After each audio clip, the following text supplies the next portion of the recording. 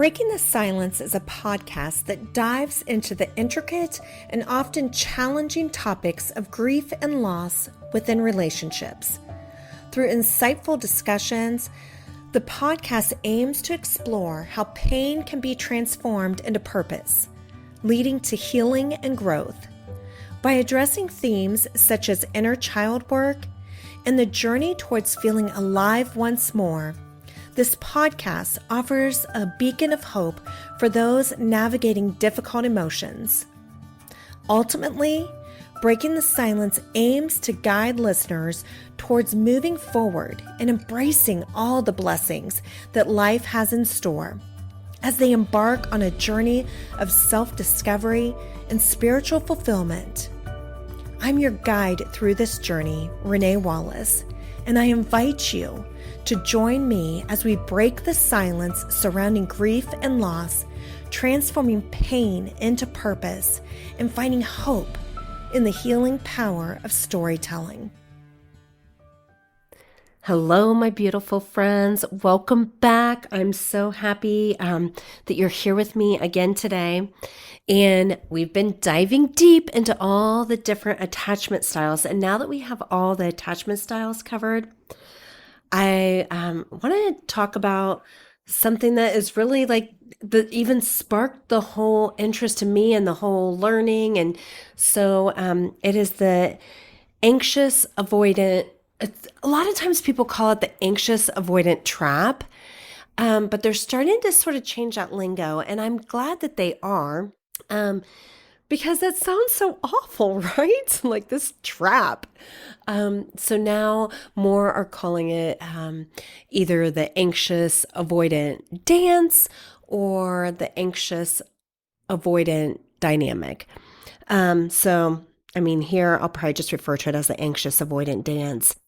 So if you've ever found yourself in a relationship where it feels like you are always chasing or being chased, then you're in the right spot, because that is exactly what we're going to talk about and why that even happens.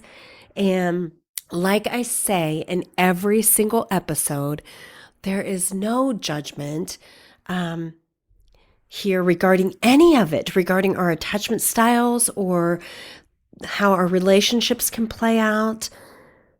We are literally just like two friends sitting here, drinking coffee, talking at my table, and trying to understand ourselves a little bit better.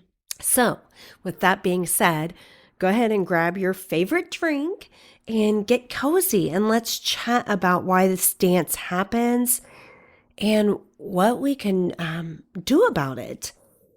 So, let's talk about why the anxious and the avoidant are drawn to each other. And so this can work out in a couple ways.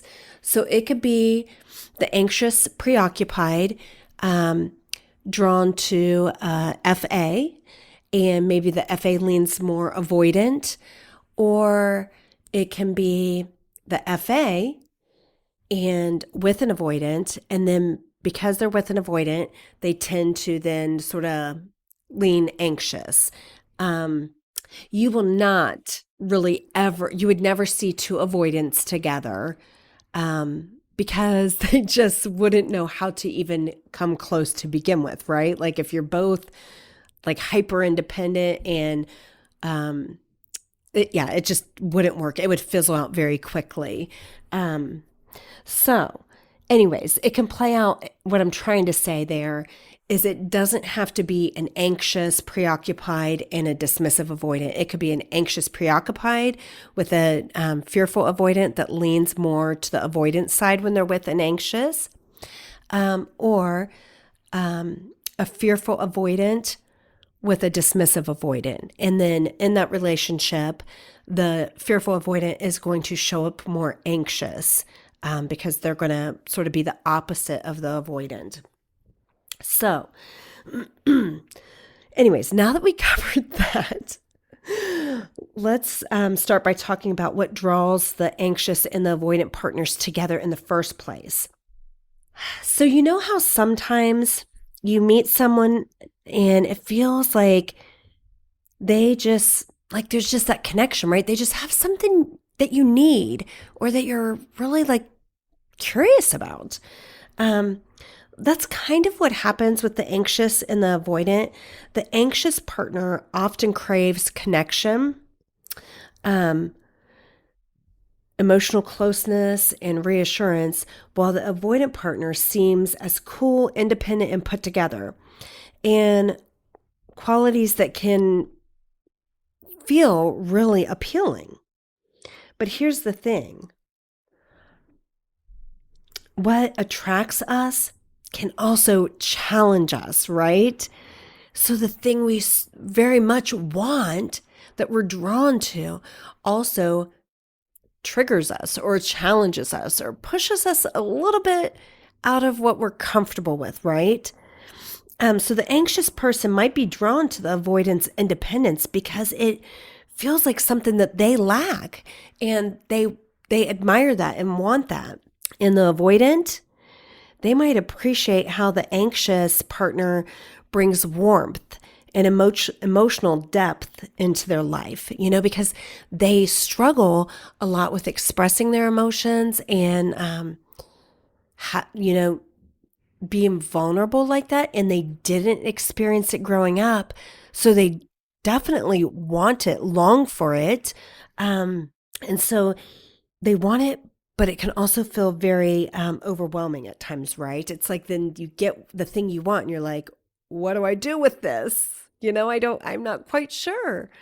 And that's often, and I don't want to go super off track, but that is even how we end up in certain relationships, anyways, because what we know, even if it's not what we want, what we know, what we're familiar with, can sometimes be easier in a way than the unfamiliar thing, like having a healthy relationship, right?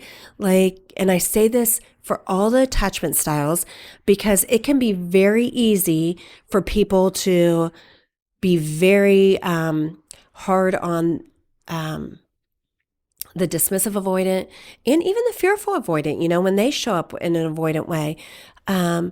But people are very hard on the dismissive avoidance. And that's just lack of understanding, in my opinion, because when you see it, you see really, of course, the wounding that is behind it all. But besides that, every single one of these attachment styles, people will say dismissive avoidants are just emotionally unavailable, which is true. If you're not working to heal those wounds, if you're not working to learn something different. But all of the attachment styles, the anxious, the fearful avoidant, and the dismissive, are actually emotionally unavailable to some degree, because if you were, you would never be seeking out these other types of relationships that aren't healthy. And that was a real eye opener for me of like really realizing like the work that I needed to do to heal. Because I realized like a secure, healthy person would not tolerate certain behaviors, correct? They would communicate with the person. They would give the person the opportunity to correct, like, hey, here, this is bothering me, and give the opportunity, the person opportunity to correct it and to meet them there. But if they're not willing, they would quickly be like, okay, this isn't meeting my needs. I'm going to have to step away. And they would do that. So I'm saying that to say like, I don't even know how I got off on that. But all these three attachment styles, until they are aware and begin the healing journey, are technically sort of emotionally unavailable to some degree. So anyways, so like I said, the thing that we really want can also be the thing that really challenges us. So if it's like they each have something the other admires, but those same qualities create tension too. you know? And well, we'll get into this here in a minute. So let's talk about why even the avoidant pulls away. And I know we've talked about this some in when we discussed all the attachment styles, but I still feel like we need to like touch on it again and go a little bit deeper with it. Um, since we're talking about the anxious avoidant dance. So let's get into like why, like, so things would be going really great in the beginning. And I talked about this in my intro, right? With, me meeting someone. Things are like so good in the beginning and they show up so well. They're communicating well. Um, they're sharing, they're consistent. Anyways, so it's good. And here is why. Um, because then that's the really confusing part is when it's so good and in the beginning and then it slowly starts to change. And I will say, um, depending on, if it's a dismissive avoidant or a fearful avoidant, a dismissive avoidant can do like a slow fade because they sort of want to leave the door open. So they can do like a slow fade where they just stop, like they don't text as often, or they take a really long time to respond, or their answers become even shorter. And they just do more of a slow fade. A fearful avoidant, they can like just cut the time. Like they're just like to the point, like, okay, this isn't going to work and we're done. That's sort of how they can be. So anyways, let's get back to stay focused, Renee, right? So think like in the beginning, you're both like on level playing field, sort of, like the stakes are low. You're not invested in it yet. It's like, think about when you meet somebody new. It's just like you're just getting to know each other. And so, like, that's why they can show up so well in the beginning. And the more you connect and the more you start to feel things, like there's, I don't want to say fear there. I mean, for an FA, yeah. Stakes are low, but the closer you get and the more you connect and the more feelings they have, the level starts to rise for them and they begin to feel more overwhelmed. And the more overwhelmed they feel, like the overwhelm outweighs the connection. So at first it was overwhelm was very, very low, like no overwhelm at all. And the connection was good, right? And the connection was high. But the more you connect, the more the overwhelm rises for them. And the fears or triggers that they have, the wounds around losing independence and things like that. So hopefully how I'm explaining that makes sense. So they're really able in the beginning to enjoy the connection, the attention, the warmth that the anxious partner brings. And it feels good to be wanted. And they might even feel safe enough to let their guard down a bit. I definitely seen that. I seen moments that I feel like for them was definitely them being more vulnerable, just sharing maybe something they normally wouldn't. And I seen that. And so they'll let their guard down a little bit and they'll share things. And I even remember that coming up. Like sometimes they were able to, and sometimes they kept everything in. And looking back in hindsight, it's like, oh my gosh, that just makes total sense. Which, yeah, I see that. And I see that even like if I'm being real and vulnerable for myself, I see that, for me, like if I trust you, I will share parts of me.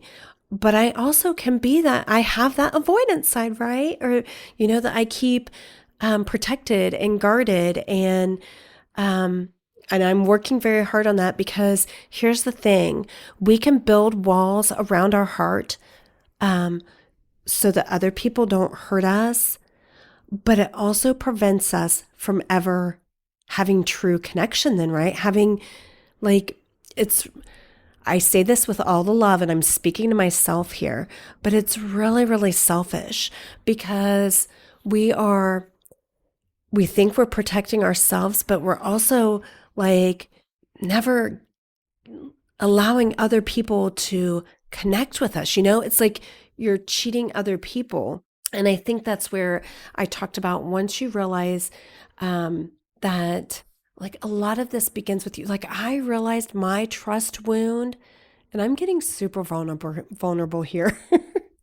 Like my trust wound of not being thinking I could never trust other people, or really like it took a lot for me to trust them. I realized that began with me first. Like I had to trust myself. And when I could learn to trust myself, then I could learn that I would know what was okay, what wasn't okay, when it was time to say enough, it's time to walk away. So I think that that's important that we learn those things of, so the walls do not serve us well, is what I'm trying to say. And so they can let their guard down in the beginning. I'm getting really off track. But as things get more intense, and the anxious partner starts needing more reassurance or closeness, maybe they're like asking to, like, hey, I would love to see you maybe even once a week or something, like, and that might feel like to the DA, that might feel like, whoa, like they're like sort of stepping in, they're going to take away my independence, my autonomy, like where they are just like more self-focused. And if somebody asks something that they feel like is too much of them, then the old fears, the triggers kick in, and they feel like it's getting too close, or they're going to lose their independence. And they're also like, they're afraid that could lead to them being hurt. It also, a huge part of it is, I should say, for the DA, and this too for the avoidant, for the FA, again, like that is, they have the avoidant side of them. So they have some of this belief too, that not good enough, that especially for the dismissive avoidant, the defective wound, like I'm broken, I can't get it right, all that stuff. And they're thinking, I can never meet their expectations. Like I'm just going to disappoint them. And so as it builds and there really is that connection there, then they can sort of bail, to be quite honest, like to put it sort of blunt. They bail because they're thinking this will never work. I'm just going to disappoint them. I can never meet up to,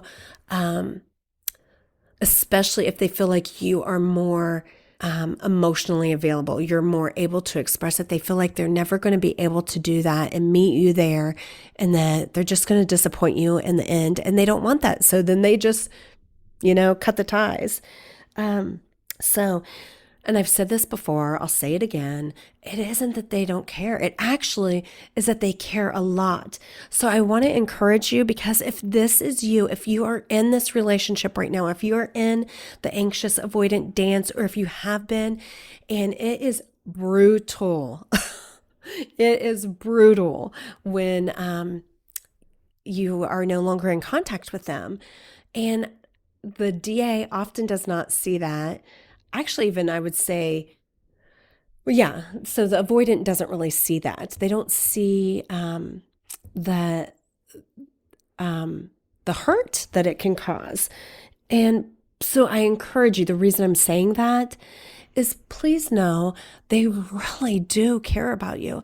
It's actually that they probably care about you so much, and that is why they go. Like, if they didn't care, if you were like low stakes, they would stay in it, right? That is why a DA can often end up in a relationship. Like a lot of times they end up in very short-term relationships, because they are, for so many more reasons than I could probably get into right now, because I don't want this to be super long and I keep sort of going off topic. But first of all, they love the honeymoon phase. They love the dopamine high, like the hit of dopamine, right? So when it's new and exciting, and there's not a lot of expectations or anything like that, They love that. And so often they will end up in very short-term relationships, but they can end up in a long-term relationship. Typically, it ends up being with somebody that is toxic, or emotionally unavailable themselves, because if they end up with somebody that's emotionally unavailable themselves, then they don't have to worry about showing up in that way. And they don't have to really worry about failing the other person, and put quotes around failing because that's their thought, that's not truth. I will say, I think the sad part, because I can look back on past relationships, right? And the sad part is maybe we end up in unhealthy relationships for a long time because it feels, quote, safe. But the sad part of that is that often I think then that unhealthy relationship only confirms more our beliefs, because at least if you're coming from a person that is self-aware and working to be secure, they are going to be working hard also to try and meet you there and to help to not trigger your wounds and be very gentle, I would say, in maybe how they try to approach things, because if they've learned enough, they're going to, try really hard to do better. And in an unhealthy relationship, you both are just triggering each other back and forth, the anxious-avoidant dance. You're triggering each other back and forth, and none of it is intentional. But my point is, then it just reconfirms all those beliefs. So say like the avoidant is starting to pull away and the anxious is coming closer and saying whatever to the avoidant, and the avoidant is feeling like, see, I'm defective, I can't meet their needs, I don't know how to do this. And the anxious, and so the avoidant pulls away more, and the anxious is thinking, see, I know it, I knew it, everyone always abandons me, they always leave, da da da da da da da, so that's why it's so important. And here's one thing I do want to say, and then I want to get back on track. I am not saying that you need to be with a secure person. Maybe you really care about somebody that is a DA or an FA. I'm not saying that you need to walk away from them. You might, depending on the situation. What I'm saying is that if you both can become aware and are working to heal the wounds, there is something so beautiful about healing together, that you can meet each other in that place. So I don't want you to think I'm saying, oh, if you're dating an FA or you're married to an FA, or you're dating a DA or married to, you need to like get out of there now. That's not at all what I'm saying. I'm saying become aware, work on yourself, and then maybe you can meet them in a safe place that they can begin to do that. Or maybe they also become aware and you guys do the work together and can meet in the middle and grow and heal together. But anyways, so let's get back on track. So how can you reconnect? So here's some things that you can do besides me just saying, being self-aware and working to heal. So if you're tired of the dance, it really is possible to reconnect, but it does take patience and it does take understanding, and on both sides.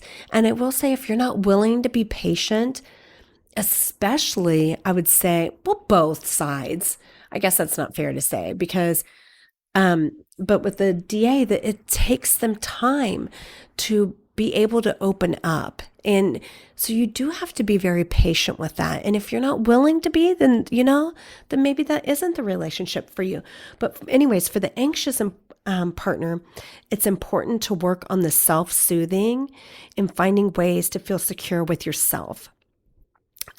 Rather than relying solely on your partner for that security. I'll be honest, that was something for years I felt like I needed external validation.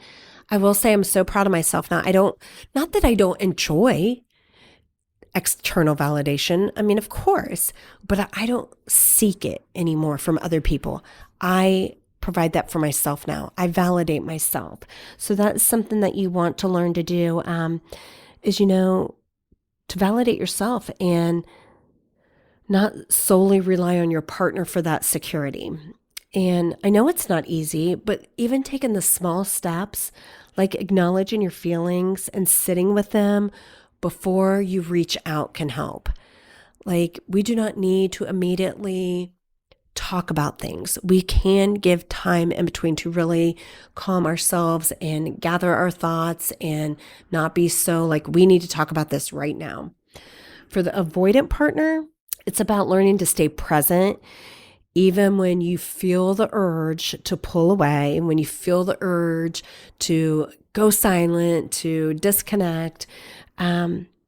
That really, it might mean, sitting with your discomfort and recognizing what is coming up in your body. Like if you're breaking out in a sweat or your heart's racing or, starting to recognize what's going on in your body. And for both of you, recognizing that it is not the person that is the problem. Like, it is your past wounding. So it's not that the person's doing something wrong. It's just they've touched a spot in you that, like, oh, okay, like that hurts. Like, and not that they are hurting you, but that you just still have that internal wound. And so often, and we're going to get into this here soon, like in another episode about the deactivating and activating, the dismissive avoidant can easily think, like, when they feel that trigger, like they will think, see, this is how they start to deactivate. They'll say all the reasons, like this, they'll start to nitpick is what I'm trying to spit out. Like they'll pick apart things that they don't like or pick apart why they think it wouldn't work. And that helps them to like prove to themselves why it couldn't work, and also helps them then to like disconnect, right? Because they're just picking apart that other person. So anyways, sitting with the discomfort and just slowly opening up about what's really going on in your mind. I've said this a million times, and I'm sure you have too. Like, we're not mind readers, right? And I can't, and you can't meet somebody and try to understand them if you're not willing to share it. So, even just a little bit makes a huge difference. So try to just open up. And again, I will say it a million times because I know the feeling too when I'm sharing something that, oh my gosh, like my heart, your heart will start to race. Like, I know something I need to do for myself. I'm getting off topic again, but this is an example. I need to speak a truth to someone, and for my own healing and for who I know I want to be. And I'm figuring out the right time and the right way to do that. But yeah, there's that nervous part of me inside, like, oh my gosh, like, so my windows are open. We'll see how that sounds. A tractor just went past. But anyways, because we don't know how the other person will respond. And here's what I want to teach you about speaking your truth. It's never about the other person and how they'll respond. We can't control that. It's about the healing within us that takes place. But that doesn't mean you still don't get a little bit nervous, like, oh my gosh, like, how's this going to go? So anyways, back on track, Renee, back on track. So really, it's all about taking it one step at a time, understanding your triggers, communicating and understanding that your triggers have nothing to do with the present person. It is from your past, communicating openly, and then finding ways to meet each other halfway. So, one more thing I want to touch on before we wrap this up. I know it's getting longer. I want to talk about the strengths of the avoidant and the anxious together. So, because that's the good stuff, right? That's what draws you to each other in the first place. So the anxious partner might be drawn to the avoidance, independence, and calmness. They might see the avoidant as someone who can offer stability. I so can relate to this. Something that feels safe in a world that often feels so uncertain. Like, I remember that was one of the things with the guy that I mentioned in the intro, like just the stability there, the feeling safe, like silly things. I could give you examples, but I don't want to go too far into that. But that made me feel safe and like seen and looked out for and protected. And on the flip side, the avoidant partner might be drawn to the anxious partner's emotional expressiveness and warmth. And there's something comforting about being with someone who isn't afraid to show you how they feel, even if it can be overwhelming at times. And so these strengths are what can actually help balance the relationship. And if you can find a way to appreciate them without letting them create too much distance or too much closeness, it's about recognizing that these qualities don't have to push you apart, but they can bring you closer together, actually, and understand the other person better. So once we see it, like these two are really, if the anxious and the avoidant are aware, they can be a powerhouse together. They actually make a powerhouse couple. That is why they are drawn to each other, because they both have the opposite qualities that attract them to each other, that they long for, that they want. They've just got to find the balance, right? Like not coming so close that the one feels smothered and not being so far away that the other one feels abandoned, but coming and meeting in the middle. And which of course can only take place with communication of like talking about, hey, for both parts, here's what I need. Here's how I can meet you. Here's how I can't meet you. Like, I can't do that, but I can do this. Like compromise, right? So anyways, if if you've listened and you're like thinking, gosh, like I can so relate to this. I'm either in this relationship right now, this whole dynamic, this dance, or I've been in it and you have your own thoughts on all that. I just want you to know, first of all, you're not alone. Like so many of us have experienced it, and there's no shame in that. That is part of relationships, right? And learning and healing. And also, again, I would remind you that I know if you are the anxious or the FA that leans anxious, it can feel like there was something wrong with you or why, like whatever. It's not true. They really probably cared about you so much, and that was what scared them. So I say that just to encourage you that don't make it here's what I will say. It is never about you. It's about the other person's wounding. Now, I'm not saying don't take accountability for our own stuff. That's not what I mean. But it's typically, we've learned in all this that we've been talking about the other person's wounds and our own wounds. But I hope I'm making that clear. Like if, yeah, I'll stop there. If a DA ends up walking away, it's because you were like, and they will tell you here, oh my goodness, I totally forgot to touch on this. Okay, this one might be a little bit longer. So here's when they pull away. Well, we'll get into that in the deactivating strategies, but they will often tell you, we'll touch on this more there, but they'll tell you things like, you're too good for me. I'm not the one that deserves you. You deserve better than this. So I just want you to know, they really do care. So I'm going to go ahead and wrap this up. We will talk about in the next episode, I believe I have planned out that it will be that's where we'll talk about the deactivating strategies and the activating strategies for the anxious. So until then, I send you off with so much love, and I appreciate you more than you know. I'm so thankful for each of you, and you have a great day. Bye. Thank you for joining me on this episode of Breaking the Silence. As we conclude our time together, let us carry forward the stories we've heard, the emotions we've shared, and the connections we've forged. Remember, the journey through grief and loss is not one we walk alone. In the silence, we find solidarity. In our shared experiences, we find strength. And in our vulnerability, we find resilience. If you or someone you know is navigating the complexities of grief, know that there is support available. Reach out, lean on your community, and remember that healing is not linear. It's a journey, and you are not alone. Thank you for listening. Thank you for sharing.